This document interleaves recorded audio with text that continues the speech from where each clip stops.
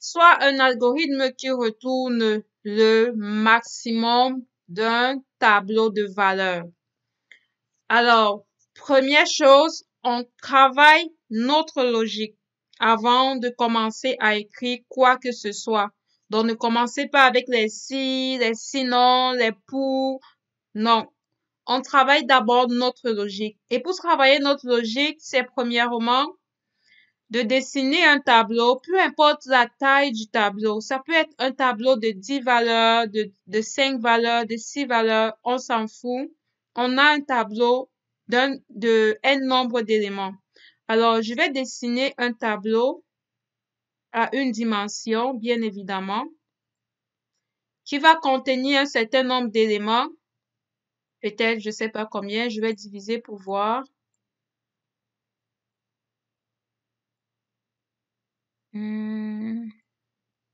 Donc, ça fait combien? 1, 2, 3, 4, 5, 6, 7, 8. OK. Donc là, on a un tableau de 8 éléments. Je vais appeler mon tableau tab. Ça, c'est le nom de mon tableau. C'est ma variable qui va pointer sur ce tableau. Et je vais mettre des éléments à l'intérieur. 13 ici, 0, moins 5, 8, 10. Alors, je remplis au hasard, hein. Donc, combien je peux mettre ici? 4 et voilà, moins 1. OK. Donc, l'objectif ici de l'algorithme, c'est de pouvoir trouver dans toutes les valeurs de ce tableau, c'est de pouvoir trouver le maximum. Alors, comment est-ce que je vais faire cela? Je vais premièrement me dire que mon maximum se trouve à la position 1 de mon tableau. Alors ça, c'est 1. On va supposer que les indices du tableau commencent par 1. Parfois, d'autres vont dire que ça commence par 0. Donc, nous, on va supposer que ça commence par 1. Donc, ça, c'est l'indice 1. Ça, c'est l'indice 2, l'indice 3, l'indice 4, l'indice 5, 6, 7 et 8. Donc, je vais commencer par supposer que mon maximum, c'est le premier élément ici. Donc, je vais supposer que 2, c'est le maximum. Et ensuite, ce que je vais faire, vu que j'ai déjà pris mon premier élément et que je l'ai supposé être comme le maximum, je vais boucler sur le reste des éléments du tableau et je vais comparer chaque élément avec mon maximum pour voir s'il y a parmi ces éléments-là un élément qui est supérieur à mon max. Donc, je suppose que mon max, c'est celui-ci, le premier élément de mon tableau qui contient 2.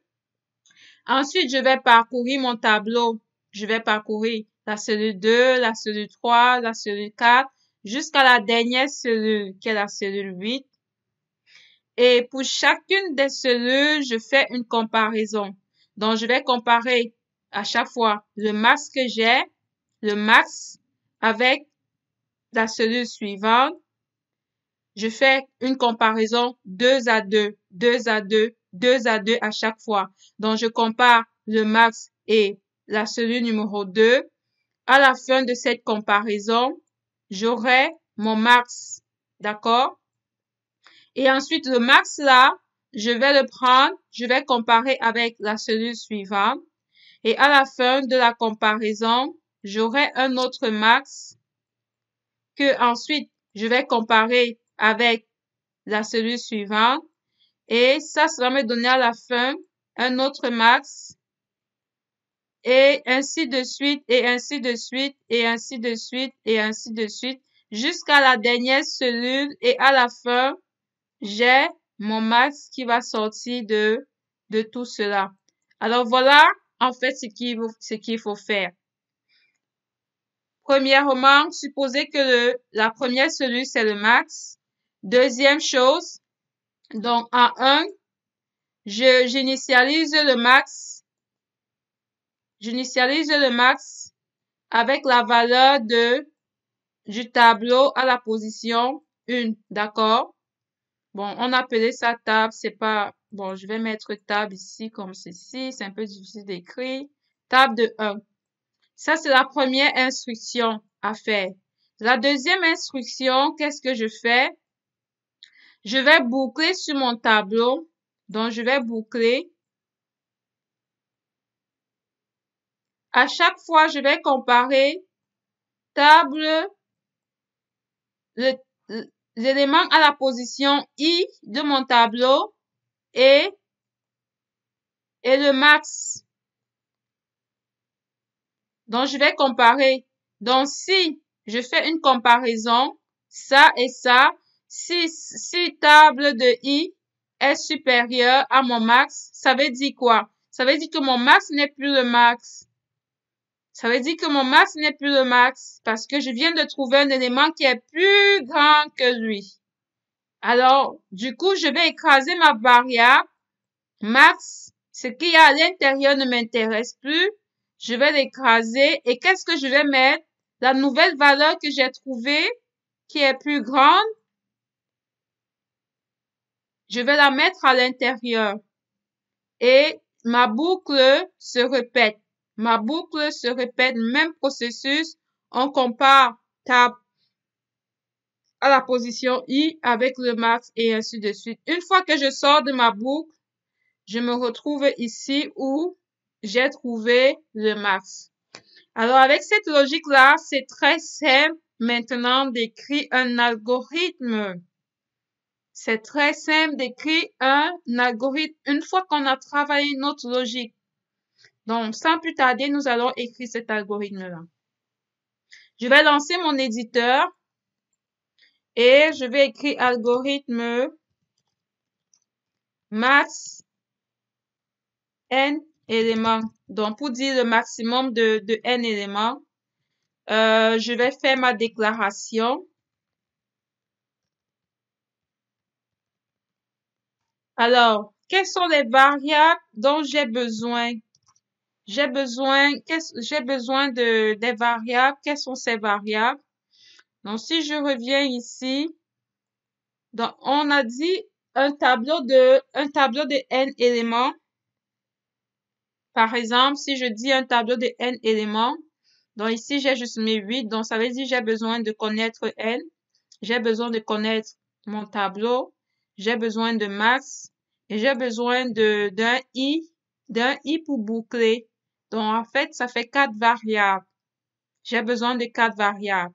La variable n me donne le nombre d'éléments qu'il y a dans mon tableau. La variable tableau, c'est une variable qui va stocker les éléments. Tous mes nombres, ça va stocker tous mes nombres. D'accord? Et ensuite, le max, ça va contenir à un moment donné le maximum. Et le i, la variable i, ça va me permettre de boucler. OK? Donc, je vais les déclarer. Donc, on a n, on a i et on a max qui sont des entiers. Bon, on suppose que que le tableau prend des entiers. Et ensuite, il y a le tableau.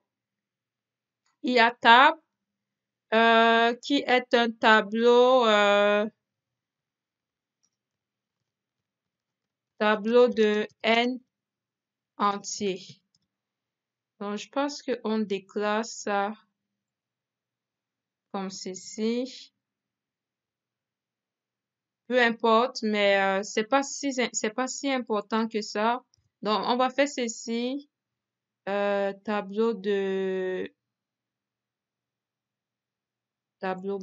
d'entier. J'ai déjà spécifié n là-bas. OK, on continue. Ça, c'est pas important. Début et fin. Donc, là, je vais demander d'entrer écrit entrer le nombre d'éléments. Donc, il faudrait que je fasse un double code comme ceci. Pourquoi est-ce que je fais un double code? Parce que il y a déjà une code ici. Donc, si je vais mettre tout ceci dans une chaîne de caractères et qu'en route, il y a une autre code, il faudrait que je mette une double code pour spécifier que la chaîne de caractères n'est pas terminée. D'accord? La chaîne de caractères continue. Donc, on va lire n. Donc, on aura notre nombre d'éléments. Maintenant, il faut lire les données en question. Donc, pour lire les données en question, je suis obligé d'utiliser une boucle pour i allant de 1 à n. Pour i allant de 1 à n, faire fin pour. Donc là, je vais faire quoi? Dans table, je vais stocker, dans table de i, je vais stocker la lecture. Dans table de i, je vais stocker la lecture qui vient du clavier. Donc, ici, à chaque fois, l'utilisateur va saisir un nombre dans le clavier. On va stocker dans table de 1. On remonte à 2. On lit la deuxième valeur. On stocke dans table de 2. Ainsi de suite jusqu'à ce qu'on arrive au dernier élément. D'accord? Donc, ça, c'est juste la lecture. Maintenant, on va commencer notre algorithme proprement dit. Une fois qu'on a les données qui ont été stockées dans table, on va commencer le traitement. Alors, dans le traitement, on a dit au départ que le maximum va contenir le premier élément. C'est ce qu'on a vu dans notre pseudo-algorithme, ici. C'est exactement cette instruction-ci.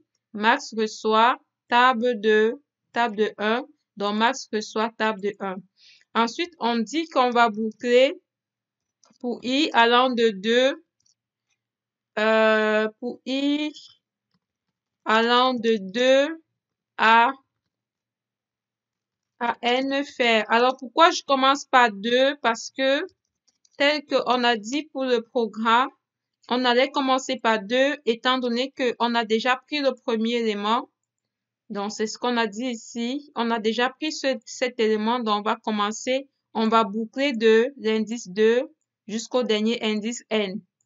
Donc, de 2 à n ici qui est le dernier élément.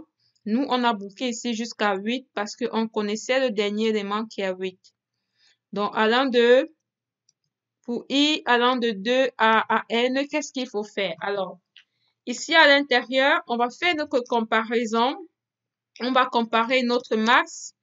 Si notre max est plus petit que table de i, comme cela, s'il arrive qu'il est plus petit que table de i, alors qu'est-ce que ça veut dire? On vient de voir que notre max est plus petit, alors qu'il est supposé être plus grand. Ça veut dire que, concrètement, que c'est lui qui n'est plus le maximum, c'est cet élément-ci qui est le maximum, ok? C'est cet élément-ci qui est le maximum. Et fin si, qu'arrive si dans le cas contraire. Dans le cas contraire, s'il est plus grand, ok, on ne change rien. S'il est plus grand, il reste plus grand. Il n'y a aucune action à faire. Il reste plus grand. C'est lorsqu'il trouve un élément qui est plus grand que lui. En ce moment, il n'est plus le plus grand. Et qu'est-ce qu'il faut faire? Il faut le changer. D'accord? Donc, on va faire ça une fois, deux fois, jusqu'à arriver à n.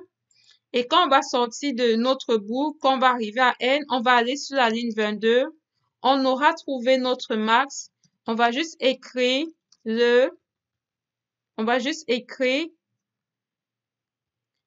maximum est de, comme ceci, j'écris max, point virgule.